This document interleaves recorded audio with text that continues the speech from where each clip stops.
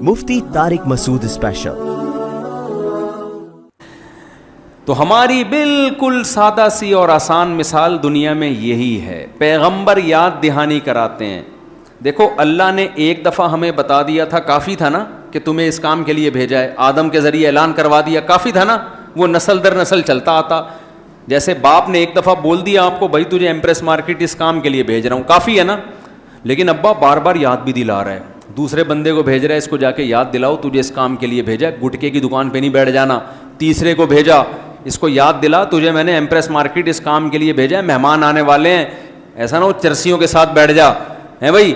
میں کراچی میں انہی کی مثالیں دے رہا ہوں جن کے ساتھ کراچی کے لڑکے بیٹھتے ہیں، آپ بار بار کہنا نا گٹکے اور چرسی کی، بیٹھتے ہی انہی کے ساتھ ہیں، ڈبو پہ جا کے بیٹھ جائیں گے اور گٹر کے ڈھکن پہ بیٹھ جائیں گے باہر گلی میں، یہی اور کہاں کوئی کسی سائنسدان کے پاس تھوڑی جا کے بیٹھیں گے، وہ کیا خیال ہے، یا کسی ڈاکٹر کے پاس جا کے بیٹھ کے اس سے پوچھنا شروع کر دیں، وہ تو ایسی فضول چیزوں میں جا کے بیٹھ رہے ہوتے ہیں۔ تو ابا نے بار بار یاد دہانی نہیں کراتا، لیکن اللہ نے کتنا رحم کیا، کیونکہ سزا بہت سخت رکھی ہے نا آخرت میں، اس لیے اللہ نے آدم علیہ السلام کو کہا کہ آپ ابا ہیں آپ یاد دلائیں، پھر اللہ نے کہا جاتا ہے 1.25 لاکھ پیغمبر بھیجے ہیں جو ہر دور میں یاد دہانی کراتے رہے، پھر ہمارے نبی صلی اللہ علیہ وسلم کو آخری نبی بنا کے بھیجا، لیکن علماء کو ان کا وارث بنا دیا کہ اب آپ کے بعد نبی نہیں آئے گا، لیکن علماء انبیاء کے وارث بن کے یاد دہانی کراتے رہیں گے۔ پھر اللہ نے تبلیغی جماعت نکال دی، وہ گھر گھر جا کے دروازہ کھٹکھٹا کے یاد دہانی کرا رہے ہیں، تو اتنے یاد دہانی کرانے والے کہ اتنا ابا بھی کسی کو یاد نہیں دلاتا کہ کس کام کے لیے بھیجا تھا، اللہ نے لاکھوں کروڑوں لوگ ہمیں یاد دہانی کرانے کے لیے بھیج دیے۔ یہ تو وہ ہیں جو لوگ ہیں جو ہمیں بتاتے رہتے ہیں یہ صحیح ہے، یہ کیا ہے، غلط ہے، یہ نہیں کرنا، یہ مقصد سے ہٹا دے گا۔ اس کے علاوہ بھی بہت سی چیزیں جو یاد دہانی کراتی ہیں۔ قرآن کہتا ہے کہ جو اللہ کے نافرمان ہیں قیامت کے دن اللہ ان سے کہے گا اولم نعمرکم ما یتذکر فیہ من تذکر وجاءکم النذیر، کیا ہم نے تمہیں اتنی عمر نہیں دی تھی کہ تمہیں نصیحت حاصل ہو جاتی، کوئی بچپن میں ہی فوت ہو جائے معذور ہے، اللہ کہتے ہیں اتنی ایج میں نے تمہیں دی تھی جو سنبھلنے کے لیے کافی تھی، اور صرف اتنا نہیں تھا وجاءکم النذیر، تمہارے پاس ڈرانے والا بھی آتا رہا ہے۔ یہ ڈرانے والا کون ہے؟ علماء نے لکھا ہے صرف انسان نہیں ہے، بہت سے حالات و واقعات بھی انسان کو ڈراتے رہتے ہیں، بتاتے رہتے ہیں یہ دنیا دل لگانے کی جگہ نہیں ہے۔ یہ جتنے بڑے بڑے حادثات ہیں، اتنا بڑا سیلاب آیا، اتنی بڑی تباہی پھیلی ہے ملک میں، یہ بھی کیا ہے؟ نذیر ہے جس کا قرآن ذکر کر رہا ہے۔ یہ تباہیاں، زلزلے، سیلاب اور طوفان کا آنا، یہ سب بتا رہی ہوتی ہیں کہ دنیا رہنے کی جگہ نہیں ہے۔ اب بے وقوف لوگ کیا کرتے ہیں؟ وہ صرف ان بحثوں میں الجھ جاتے ہیں، ابے سیلاب تو اس وجہ سے آیا کہ ڈیم نہیں ہے، یقیناً اس وجہ سے آیا ہے، یہ بھی وجہ ہے، لیکن کیا جن ملکوں میں ڈیم ہیں ان ملکوں میں تباہیاں نہیں آتی؟ ڈیم تو بنانے چاہیے، تو شریعت کا حکم ہے کہ اسباب اختیار کرو، لیکن یہ بھی تو سوچنے کی چیز ہے کہ جو لوگ اسباب اختیار کرتے ہیں کیا ان میں تباہیاں نہیں آتی؟ ان میں کوئی دوسرے قسم کی آ جاتی ہیں۔ جاپان کتنا اسٹیبل کنٹری ہے، اب آپ دیکھو چند سال پہلے کتنا بڑا زلزلہ آیا تھا جاپان میں، سارا نظام درہم برہم ہو گیا۔ چائنا میں چند سال پہلے اتنا بڑا زلزلہ آیا تھا، آبادی کا ایک بہت بڑا حصہ زمین میں دھس کے ختم ہو گیا۔ کیا کر لو گے بھائی؟ کون لڑ سکتا ہے خدا سے؟ کتنی ترقی کر لو، کتنی ترقی کر لو، آپ نے سیلابوں کے آگے بند باندھ لیے، آپ نے زلزلہ پروف عمارتیں بنا دی۔ اب جاپان نے پتہ ہے زلزلہ پروف عمارتیں ایسی بنائی ہیں، ہمارے ایک دوست ہیں فوج میں بہت بڑے آفیسر ہیں، وہ جاپان ہو کر آئے، وہ بتا رہے تھے کہ ایسی زلزلہ پروف عمارت کے زلزلے میں عمارت پوری یوں جھکتی ہے اور پھر یوں جھکتی، ایسے لہرا رہی ہے عمارت، گر نہیں رہی، یعنی اتنا انہوں نے کہا ہے کہ اگر کوئی اتنا خطرناک ترین زلزلہ بھی کیونکہ آتے ہیں نا بہت زیادہ، تو وہ 45 ڈگری پر بھی عمارت جھک کے وہ تباہ نہیں ہو رہی، تو وہ ایسے جناب عمارتیں یوں یوں جھک رہی ہیں، یہ ایسا اس میٹیریل انہوں نے اس کے اندر ڈالا ہے۔ ہمارے یہاں تو ایک جھڑکا آتا ہے، عمارت جو زلزلہ پروف عمارت ہوتی ہے وہ بس 1 ملی میٹر جو ہے نا تھوڑا سا یہاں جاتی ہے، اس کے بعد اس کی ذمہ داری نہیں۔ پھر بھی آتے ہیں زلزلے، پھر بھی عمارتیں تباہ ہوتی ہیں، اور آپ نے زلزلوں کے آگے زلزلہ پروف عمارتیں بنا دی آپ نے سیلاب روکنے کے لیے بند بنا دیے, پھر بھی تباہیاں آتی ہیں, وہ نئی قسم کی تباہیاں ہوتی ہیں. جو کورونا پھیلا ہے, آپ کو پتہ ہے کروڑوں لوگ مر چکے ہیں اس سے, کروڑوں لوگ. ہمارے یہاں لوگ کہتے ہیں پاکستان میں اتنے نہیں مرے, شاید ہو سکتا ہے نہ مرے ہوں اتنے, لیکن اصل بات یہ ہے کہ پاکستان میں کیلکولیشن کوئی بھی مرے بھی ہوں گے تو کس کو پتا ہوگا کہ کیوں مرا ہے یہ. ہمارے یہاں بندہ مرا ہوا وہ پتہ چلتا ہے کہ کیوں مرا یہ پتہ چلتا ہے,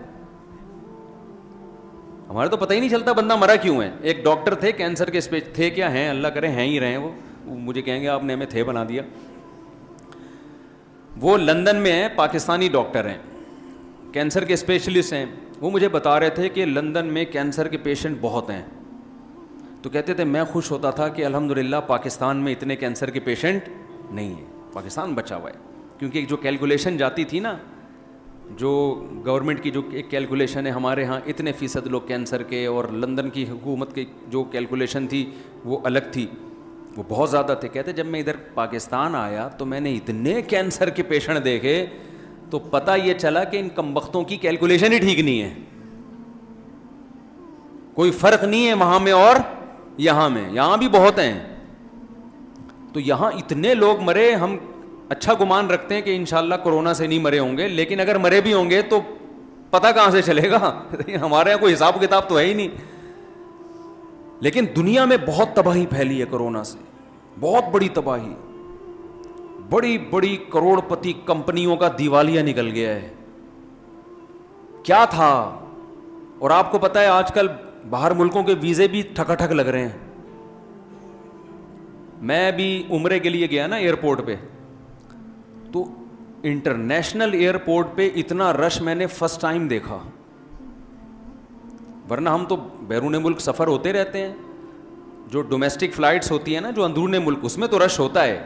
بھئی گرمیوں کی چھٹیاں آ رہی ہیں تو سارے مری جا رہے ہیں, اور سارے پنجاب جا رہے ہیں, کوئی اسلام آباد جا رہا ہے, یہ ہوتا ہے. لیکن بیرون ملک پروازوں کا اتنا رش عام طور پہ نہیں ہوتا. اتنا رش تھا, میں نے کہا کہاں جا رہا ہے, اس نے کہا لندن جا رہا ہوں. تو آپ کہاں جا رہے ہو, میں امریکہ جا رہا ہوں. آپ کہاں جا رہے ہو, میں فلاں جاپان جا رہا ہوں. ابے بھائی کوئی ملک میں بھی کوئی رہ رہا ہے. میں نے تفتیش کی, میں نے کہا چکر کیا ہے, اتنی بڑی آبادی باہر کیوں جا رہی ہے. ایک وجہ, بہت ساری وجوہات ہیں, ان میں ایک وجہ کیا ہے, اتنی موتیں یورپ اور امریکہ میں جوان لوگوں کی ہوئی ہیں کہ ان کے ہاں ویکینسیز بہت ساری خالی ہو گئی ہیں, ٹھکا ٹھک جابیں مل رہی ہیں. اب آپ بھی ہو سکتا ہے بیان سن کے فوراً نکل جائیں, کوئی امریکہ کا ٹکٹ کرائے اور کوئی یار جاب یہاں تو ملنی نہیں, چلو وہاں چلتے ہیں. ان میں ایک بات یہ ہے کہ وہ دیکھتے ہیں قابلیت بھی ہے یا نہیں, تو آپ قابلیت پیدا کر لیں تو مل جائے گی جاب آپ کو. ایسا نہیں ہوگا کہ بیان سنا اور آدم علیہ السلام کا واقعہ کی بیس پہ آپ کو جاب مل جائے کہ جی ہمیں آدم علیہ السلام کا, وہ ان چیزوں کو وہ ویلیو نہیں دیتے, سمجھتے ہو, کیونکہ وہ تو نہیں مانتے نا اللہ رسول کو. تو اتنی بڑی آبادی ہلاک ہوئی ہے, اتنی بڑی آبادی, کتنے ترقی یافتہ لوگ ہیں یار. ایک اتنا سا وائرس ہے بھائی, چائنا میں ایک آدمی کو لگا تھا, وہ روک نہیں پایا. ایک آدمی کو چائنا میں وہ وائرس ہوا تھا, جو چائنا کا ڈاکٹر تھا نا, اس نے کہا کہ یہ عام وائرس نہیں ہے, یہ بڑا خطرناک وائرس ہے, اس کو روکو. اس ڈاکٹر کا وہاں کے ڈاکٹروں نے مذاق اڑایا کہ یہ چین چین پاں پاں کر کے باولا ہو گیا. یہ سمجھے ہو, یہ چونکہ چین چین پاں پاں چین پونگ کرنے کی وجہ سے اس کا کیا ہو گیا ہے, اس کا اوپر سے چین پونگ ہو گیا ہے, اس کی کھوپڑی صحیح کام نہیں کر رہی. اس کا مذاق اڑایا, وہ خود کووڈ میں مبتلا ہوا, اس ڈاکٹر کا بھی انتقال ہو گیا, وہ بھی مر گیا. پھر 1 سے 2, 2 سے 3, 3 سے 4, پھر چائنا بہت بڑی پاور ہے, تھوڑے سے لوگ تھے علاقے میں, اس نے کہا کنٹرول کر لیں گے ہم. پہلے تو اس ڈاکٹر کے لیے انہوں نے چنگ پونگ کر کے اپنی زبان میں دعائیں مغفرت کی کہ یار اس نے ہمیں صحیح کہا تھا, ہم نے اس کو کیا سمجھا مذاق, کیونکہ انہوں نے کہا ایسا کیسے ہو سکتا ہے, ایک وائرس ہے اور اتنا ڈینجرس اور ایسے پھیل رہا ہے دنیا میں. نا انہوں نے بھی کہا کہ کچھ بھی نہیں ہے. انہوں نے کیا کیا کہ بھائی یہ علاقہ ہے, اس کو بند کر دو یار, یہاں کے لوگ جانے نہ دو. اللہ میاں نے کہا کہ نہ ایسا پھیلاؤں گا دنیا کے گاؤں گاؤں میں, چپے چپے میں. وہ الگ بات ہے کہ ہم نہیں مرے, ٹھیک ہے نا, بچ گئے, کیونکہ ہم اس سے بڑے بڑے وائرس ہضم کر چکے ہیں. ایک ڈاکٹر نے مجھے بتایا کہ پاکستانیوں کا جو وہ سسٹم ہے نا, ریزسٹنٹ پاور بیماریوں سے لڑنے کی, وہ بہت زیادہ ہے. اس کی وجہ یہ ہے کہ بہت ساری وجوہات ہیں نا. ہم تو گندے نالے پہ سوتے ہیں, وہاں کے جراثیموں نے ہمیں مارنے کی کوشش کر کے تھک ہار کے چلے گئے, اور کیا کیا کھا رہے ہیں ہم لوگ. تو وہ وائرس تو یہ تو بچوں کا کھیل ہے ہمارے. 2-3 چھینکیں آتی ہیں, جن کو کووڈ ہوا ہے نا, یہاں ایک دفعہ چھینکیں ٹیسٹ کروایا پازیٹیو آیا ہے, اگلی چھینک میں وہ نکل گیا, وائرس ہی نکل گیا اگلی چھینک. لیکن مرے بھی بہت ہیں, یہ بھی بتا دوں میں, ایسا نہیں ہے, اتنی خوش فہمی میں نہ رہیں, بہت لوگ مرے ہیں کووڈ میں بھی. تو کیسے ایک وائرس نے پوری دنیا کے نظام کو پلٹ دیا ہے, پوری دنیا کو اٹھک پٹک کر دیا ہے, اور ابھی تک جان چھوٹی نہیں ہے, شکلیں بدل کے آ رہا ہے, ڈرا رہا ہے میں پھر آ گیا, صحیح ہے نا, میں پھر آ گیا. اٹلی میں کیا تباہی مچائی ہے, لوگوں نے نوٹ ایسے روڈوں پہ پھینک دیے تھے. آسٹریلیا میں کیا تباہی مچائی ہے, اٹلی میں کیا تباہی مچائی ہے, ایران میں کیا تباہی مچائی ہے جاتی تھی. تو بھائی یہ سب اس بات کی علامتیں, ہم اللہ سے آگے نہیں نکل. یہ ایک وبا ختم ہوگی دنیا میں, کوئی دوسری پیدا کر دے گا اللہ, اللہ نہ کرے, ہم کوئی خواہش نہیں ہے کہ پیدا ہو, لیکن سب اللہ کے ہاتھ میں. اور ہمیشہ سے وبائیں آتی رہی ہیں, ایسے گاجر مولی کی طرح لوگ جیسے ایسے آبادی مرتی ہے. آپ اپنے باپ داداؤں سے پوچھیں, گاؤں دیہاتوں میں جب وبائیں آتی تھیں کتنی تیزی سے لوگ مرتے تھے. ہمارے جاننے والے تھے بوڑھے, انہوں نے بتایا کہ جب طاعون کی بیماری ہندوستان میں پھیلتی تھی نا, ادھر ایک مریض کو ہم دفنا کے آئے, دوسرا جنازہ تیار, ہر آدمی اپنا انتظار کر رہا ہوتا تھا کہ میری باری کب آئے گی. ویکسین ایجاد ہو گئی ہے, ویکسینیشن شروع ہو گئی, ایک بیماری ختم نہیں ہوتی, دوسری بیماری کھڑی ہوتی ہے. یہ سب اس بات کی علامتیں ہیں. اللہ یہ نذیر ہے جو ہمیں ڈرا رہا ہے, یہ بھی نذیر ہے قرآن کے مطابق. یہ حادثات بھی ہمیں کیا کریں گے, ڈرائیں گے. اللہ کہتے ہیں بہت ساری چیزوں نے تمہیں ڈرایا تھا کہ یہ دنیا دل لگانے کی جگہ نہیں ہے, ڈرے کیوں نہیں تم. اور کیا کیا چیزیں ہیں جو ہمیں ڈراتی ہیں. مفسرین نے لکھا ہے سفید بال, بڑھاپے کی پہلی علامت کہاں سے شروع ہوتی ہے, بال سفید ہونا شروع. دیکھو بچہ چھوٹا ہوتا ہے, کمزور ہوتا ہے, آہستہ آہستہ طاقت پکڑنا شروع. پچھلے سال کے کپڑے چھوٹے ہو گئے جی, اماں کہتی ہیں اب اس کے نئے کپڑے بنے, پچھلے سال والے مننے کے کام آئیں گے. اب مارکیٹ میں آج کل نیا منا آ نہیں رہا, ایک آدھ کے بعد بچے بند ہو جاتے ہیں. پرانے زمانے میں ایسا ہوتا تھا کہ بڑے والے کے کپڑے مائیں بچا کے رکھ لیتی کہ جب نیا منا مارکیٹ میں آئے گا تو نئے مننے کو یہ پہنائیں گے. آج کل نئے مننے نے مارکیٹ میں آنا فیملی پلاننگ والوں کی وجہ سے ختم. ایک آدھ بچہ ہوتا ہے ہوتا ہی نہیں ہے, اس کے بھی سائڈ افیکٹ بہت زیادہ ہیں, وہ الگ ٹاپک ہے. اس کی وجہ سے عورتوں کی صحتوں کا بھی بیڑا غرق, ان سے فطری خوشیاں بھی چھین لیں, لہذا وہ ڈپریشن میں جا رہی ہیں. عورت کے لیے تو سب سے بڑا تحفہ ہی اس کا بچہ ہے, تو وہ بھی چھین لیا, وہ سب آرٹیفیشل ہو گیا ہے. بس جی آپ ایجوکیشن ہونی چاہیے, ایجوکیشن.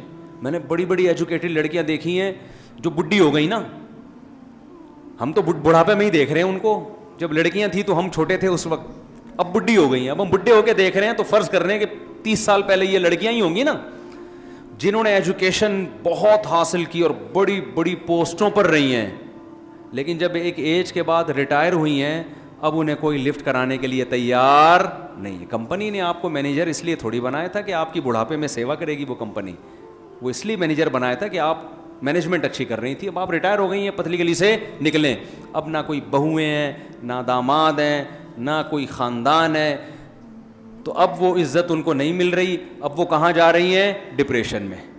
نیچرل لائف ہوتی, شوہر ہوتا ٹائم پہ, کوئی ڈھنگ کا آدمی مل جاتا, بچے ہوتے, آج بڑھاپے میں عیش کرتی وہ, جی میرے اتنے داماد ہیں, اتنی بہویں, اتنے پوتے ہیں, اتنے نواسے, سب مل کے نانی دادی کو پالتے کہ نہیں پالتے. تو یہ جو گوروں کی جو کلچر آ رہا ہے نا, یہ نیچرل نہیں ہے بھائی, یہ برباد کر رہا ہے تمہیں. خیر, تو نذیر میں جو ڈرانے والا ہے اس میں سفید بال بھی ہیں. تو میں عرض کر رہا تھا, بچہ پیدا ہوتا ہے, آہستہ آہستہ جان پکڑتا ہے. پہلے مائیں اس کو سیریلیک کھلا رہی ہیں, سیریلیک کھلانے سے بڑا ہی نہیں ہوگا ویسے تو بتا دوں, دلیا کھلا رہی ہیں, ٹھیک ہے نا, دلیا کھلا رہی ہیں, چیزیں کھلا رہی ہیں, کپ کرتے ہر سال چھوٹے ہوتے چلے جا رہے ہیں. بچے کے بال مضبوط, پہلے تو بروواں جیسا ہوتا ہے, پھر مضبوط ہوتے ہوتے ایک وقت آتا ہے بالغ ہو جاتا ہے, پھر میرے بیان سنتا ہے, شادی کی باتیں شروع کر دیتا ہے. اس کے بعد ہوتے ہوتے ہوتے ہوتے ایک ٹائم آتا ہے جوان، پھر کبھی فٹ بال کھیل رہا ہے، کبھی اسنوکر کھیل رہا ہے، کبھی محلے میں کسی کو کک مار دی، کبھی مکہ مار دیا، ادھر پھڈا کیا، ادھر پٹا، ابا سے پٹا، بھائی سے پٹا، کبھی پٹتا بھی ہے پیٹتا بھی ہے. جوانی ہوتے ہوتے ہوتے ہوتے بال کالے اور بڑے. ہم بھی ایک زمانے میں بڑے خوبصورت بال لے کے گھوما کرتے تھے. اب میں نے ایک ڈاکٹر صاحب سے پوچھا، ڈاکٹر صاحب ابھی تک میرے بال الحمدللہ کالے ہیں، اللہ کا سر کے بال کالے ہیں، تو ایسی کوئی چیز بتا دیں کہ بال کالے رہیں، کوئی ایسی خوراک. ڈاکٹر نے کہا مفتی صاحب اس عمر میں بال سر پہ موجود رہیں یہ کافی ہے، اس پہ اللہ کا شکر ادا کریں ابھی بال ہیں. اب یہ کالے والے کی فکر کیا کریں؟ انہوں نے کہا اس ایج میں بھی آپ کے سر کے بال کالے ہیں نا، بس اس پہ اللہ کا شکر ادا کریں.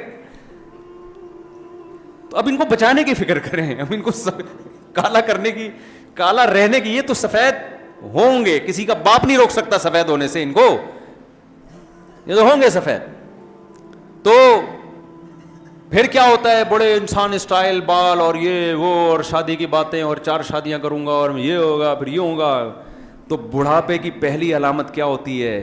اس کو شیشے میں دیکھتا ہے ایک بال میرا کیا ہو گیا سفید، وہ مسکرا کے ٹال دیتا ہے، یار ایک بال ہے یوں نوچ کے نکال دیا، تھوڑا سا مارکر لگا دیا، ٹھیک ہے نا، ٹوپی تھوڑی یوں کر کے پہن لی، نظر نہیں آ رہا، ویسے بھی ایک بال چھپ جاتا ہے، کہتے کوئی مسئلہ نہیں ہے. حالانکہ یہ ایک بال نذیر تھا، ڈرانے والا تھا. بیٹا اب تجھ میں ان کیمیکل کی کمی ہونا شروع ہو گئی ہے جو جوانی والے کیمیکل ہیں، جو بالوں کو کیا رکھتے ہیں؟ بلیک رکھتے ہیں. سمجھتے ہو نا؟ اس کا میڈیکلی نام تو ڈاکٹر ہی بتائیں گے نا، میں کوئی ڈاکٹر تھوڑی ہوں. جو بھی یہ کیمیکل ہے جو جوانوں میں ہوتا ہے، بوڑھوں میں کیا ہوتا ہے؟ وہ آہستہ آہستہ شارٹ. تو اب وہ کیمیکل آپ میں شارٹ ہونا شروع. اگر نہ شارٹ ہوتا تو ایک بال بھی کالا نہ ہوتا. آپ کا ایک بال ہو گیا سفید، آپ اگنور کرتے ہو. کوئی پوچھتا ہے آپ کے سر میں کتنے سفید بال ہیں، آپ کہتے کوئی سفید ہے، وہ تو ایسے ہی، وہ تو ایک ایسے ہی نکل آیا تھا، وہ تو کوئی اتنا بڑا ایشو نہیں ہے. اپنے نفس کو نہ دھوکہ دیتے ہو. حالانکہ قرآن کے مطابق یہ نذیر ہے، یہ ڈرا رہا ہے کہ اب آپ کی فائلیں لپٹنا شروع، اب آپ کو ریورس گیئر لگنا شروع. کیونکہ اگر ریورس نہ ہوتے تو بھی مزید بال گہرے ہوتے آپ کے، مزید کالے ہوتے. یہ ایک کالا اس لیے ہوا ہے کہ ایک سے ابتدا ہوئی ہے. جیسے کوئی 4 شادیاں کرے تو پہلی سے ابتدا ہوتی ہے نا اس کی. کیا خیال ہے بھائی؟ ایک دم سے تھوڑی ہو جاتی ہیں، چوتھی پہلے تھوڑی ہوتی ہے. تو ایک بال کیا ہوا ہے ابھی؟ یہ ایک سفید ہونا اس کی علامت ہے. بیٹا تھوڑے دنوں میں اب دوسرا بھی سفید ہوگا، پھر تھوڑے دنوں میں تیسرا بھی ہوگا، پھر تھوڑے دنوں میں چوتھا بھی ہوگا. پھر ایسے ہوتے ہوتے ہوتے ہوتے آدمی کہتا ہے یہ کیا ہو رہا ہے بیگم؟ بھائی یہ کیا ہو رہا ہے؟ کہتا ہے کہ نہیں کہتا؟ پھر بیگم صاحبہ کہتی ہیں بھائی کچھ لگا لیا کریں. منع کے ابا میں چاہتی ہوں آپ جوان نظر آئیں. میں کیا چاہتی ہوں، کسی مجلس میں جاتے ہیں آپ سفید دھک، لوگ دم تھوڑی کرانے آئیں گے آپ سے. پھر بیوی کے کہنے پہ کالا کولا لگا رہا ہے، کوئی براؤن لگا رہا ہے، کوئی مہندی لگا رہا ہے، کچھ بھی لگا رہا ہے، پکڑا بہرحال جاتا ہے کہ بیٹا یہ اوریجنل نہیں ہے. 2 دن رنگ لگانا بھول جائے وہ سفید نکلنا شروع وہاں سے. حالانکہ آپ لگائیں، کالا لگانا جائز نہیں، براؤن لگا لیں، لیکن عبرت تو حاصل کرو کہ بھائی اب ریورس گیئر لگنا شروع. اب آپ بالوں کی فکر میں لگے تھے، ایک دن آپ کو پتہ چلتا ہے یار وہ کمر میں کوئی پتہ نہیں، آج ڈاکٹر صاحب کو 3 دن سے پین ہو رہا ہے میری کمر میں، آج تک کبھی ہوا ہے نہیں. پہلے تو ڈاکٹر آپ کو بیوقوف بنائے گا. ہو جاتا ہے اصل میں، آدمی تھوڑے یوں کروٹ پہ سوتا ہے، کبھی یوں کروٹ پہ، تو یہ والے مسل دبرے ہوتے ہیں. بھائی جوانی میں بھی تو، جوانی میں ایسے ٹیڑھے میڑھے سو رہے ہوتے ہیں نا، یوں یوں کر کے، دیکھا ہے؟ ہم جب بچے تھے نا، ہم ایسے سوتے تھے کہ سوتے یہاں تھے، صبح نکلتے وہاں سے تھے. ہم اماں کہتی تھی ہم سلا کے یہاں گئی تھی، نکل کہاں سے رہا ہے؟ ایسے کلا بازیاں کھا رہے ہیں، وہ ادھر اس پہ بھی کلا بازی، اس کی ٹانگ اس کے سر پہ لگ رہی ہے، وہ اس کی ٹانگ ہمارے سر پہ لگ رہی ہے، پھر بھی سو رہے ہیں. عمر زیادہ ہوتی ہے، وہ نیند بھی مارکیٹ سے شارٹ. تھوڑی سی کہیں کتے نے بھونکا، آدمی گیٹ کھول کے دیکھتا ہے بھائی میری نیند خراب کر دی اس نے. کہیں کسی نے تھوڑا سا بول دیا، اٹھ گیا، پھر نیند ہی نہیں آ رہی پوری رات. یہ سب چیزیں کیا ہیں؟ نذیر، کہ بیٹا اب پشاور آنے والا ہے. اب کیا ہے؟ KPK میں گاڑی داخل، بولو ہو چکی ہے. یہ برگر شرکت جلدی سے کھا کے ختم کرو، نانی اماں کا گھر آنے والا ہے. تو یہ ڈرا رہی ہے چیزیں. ہم ڈرتے نہیں، ہم بالوں کو کالا کرنے پہ فوکس کر دیتے ہیں سارا. کمر کے درد کا علاج، پھر ابھی کمر سے فارغ نہیں ہوتا. ڈاکٹر صاحب گردوں میں کچھ پین سا محسوس ہو رہا ہے, چلا نہیں جا رہا, بیٹھا نہیں جا رہا, زیادہ دیر بیٹھتا ہوں تو ٹانگیں کانپنا شروع کر دیتی ہیں, سمجھ رہے ہیں نا. اور پھر مفتی طارق مسعود صاحب جو شادی کی باتیں کرتے ہیں مجھے بالکل بھی اچھی نہیں لگتی. پہلے بہت اچھی لگتی تھی 20 سال پہلے. ایک بوڑھے میاں مجھے ملے, کہہ رہے کاش آپ مجھے 30 سال پہلے مل جاتے. بزرگوں کا احترام کیا کریں, کسی کا مذاق اڑانا مقصد نہیں ہے. اور یہ آج کے جو بزرگ ہیں نا, یہ آج کے جوانوں سے اچھے ہیں. جب یہ جو جوان گٹکے والے بیٹھے ہوئے ہیں نا, یہ جب اس عمر کو پہنچیں گے تو اس قابل نہیں رہیں گے جس قابل یہ لوگ ہیں, یہ خوب سمجھ لیں. تو آج جو ہے نا گٹکے کھا کے جو آدمی 50-60 سال تک پہنچے گا, تو ہمارے ایک دوست تھے سگریٹ بہت پیا کرتے تھے, بہت زیادہ سگریٹ. ان کو ہم نے منع کیا, یار نہیں پیو اتنی. ایک دن کیا ہوا, ہم سوئمنگ کے لیے گئے تو ان سے 2 دفعہ انہوں نے یوں کیا اور ایسے سانس پھول رہا تھا بہت زیادہ. تو مجھے کہنے لگے بھائی اب تو سب جگہ سے دھواں ہی نکل رہا ہے, میرے اتنی سگریٹ پی ہے اب میرے اندر پاور کیا ہو گئی ہے, ختم. تو سوچو 25 سال کا وہ برباد ہو گیا سگریٹ پی کے. تو آپ کیا سمجھتے ہو, آپ سگریٹیں اور گٹکے کھا کے 60 سال تک جوان رہو گے؟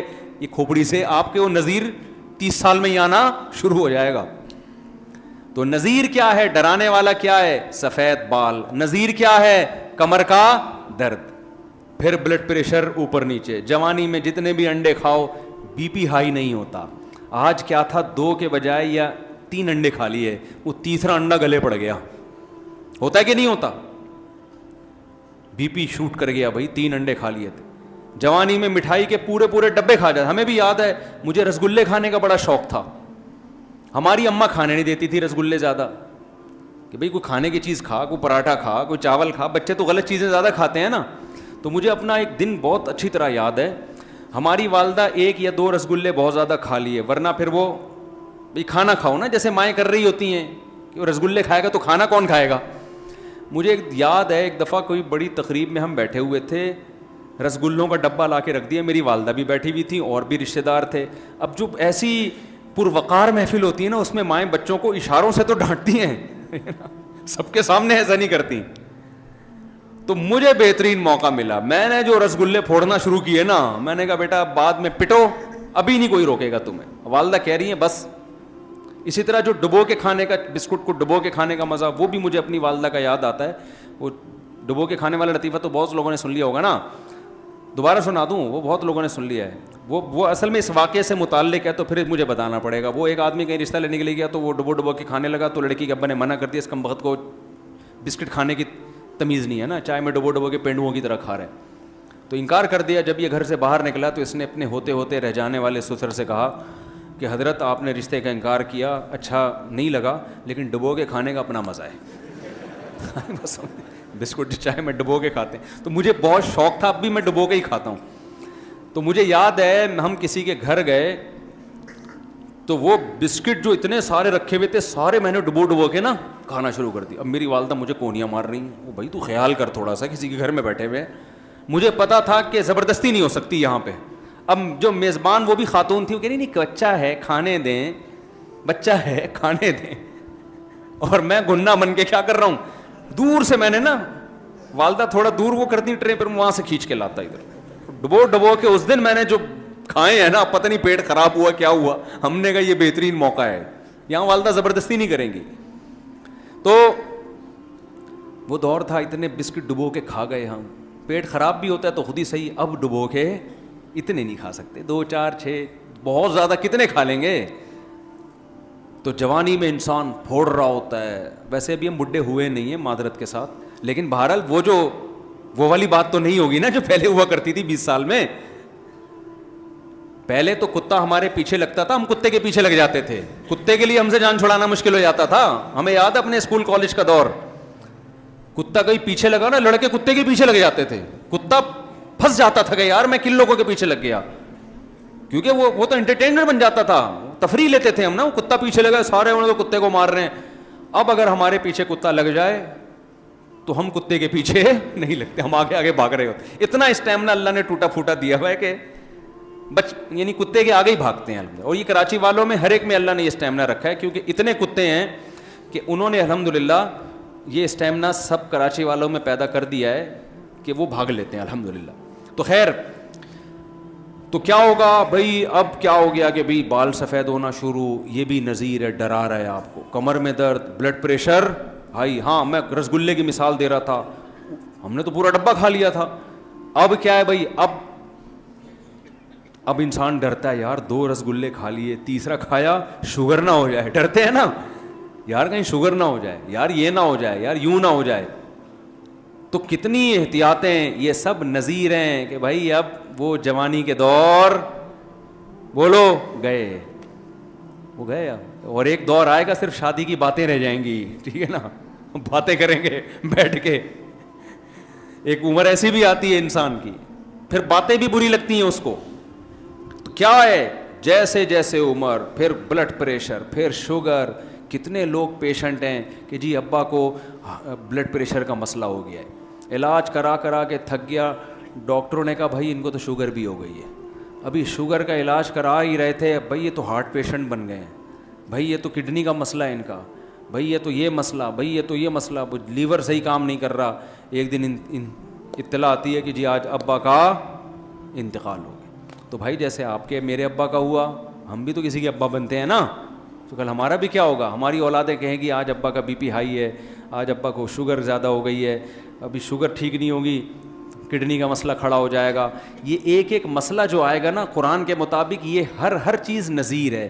ہم تو اس کو میڈیکلی ایک پرابلم دیکھ کے دوائیوں میں لگ جاتے ہیں, اصل میں تو اللہ بتا رہا ہے کہ پشاور اسٹیشن قریب ہے, بس پشاور اب آنے ہی والا ہے, اس کے بعد ٹرین آگے نہیں جائے گی. ایسا نہیں ہوگا, ایک آدمی جا رہا تھا نا پشاور, یا پشاور سے کراچی آ رہا تھا, تو ٹرین کراچی پہ رکی, دھلائی ہوئی, یہ برتھ پہ سوتا رہ گیا بیچارہ. اب دھلائی ہوئی ٹرین کی واپس پشاور جا رہی ہے.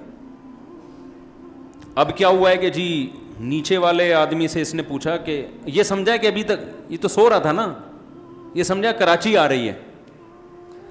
تو آنکھ جب اس کی کھلی ہے, ٹرین دھل دھلا کے نئی سواریاں بیٹھی اور واپس پشاور جا رہی ہے ٹرین.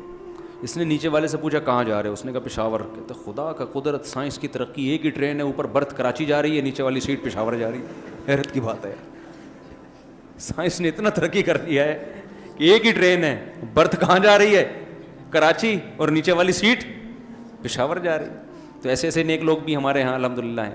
تو خیر لطیفہ ہے. تو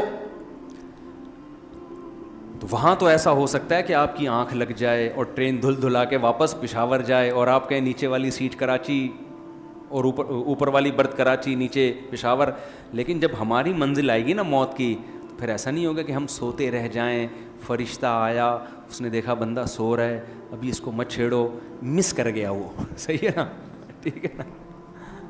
قرآن کہتا ہے لا یستأخرون ساعۃ ولا یستقدمون, ایک سیکنڈ بھی آگے پیچھے نہیں ہوگی. تو میرا جو اصل ٹاپک تھا وہ تو رہ ہی گیا, کوئی بات نہیں. ہم نے ٹاپک کو لے کے کیا کرنا ہے, مقصد تو یہ کہ ہم برائی سے بچ جائیں اور ہمیں اپنی منزل کی فکر ہو. تو یہ کام ہے جس کے لیے اللہ نے ہمیں بھیجا ہے. لیبلوکم ایکم احسن عملا, اللہ دیکھنا چاہتا ہے اچھا کون کرتا ہے اور برا کون کرتا ہے. اچھوں کو جنت دے گا اور بروں کے لیے اللہ نے برا انجام رکھا ہے. سمجھ میں آ رہی ہے بات؟ اسی ہدف کو سامنے رکھ کے زندگی گزارو.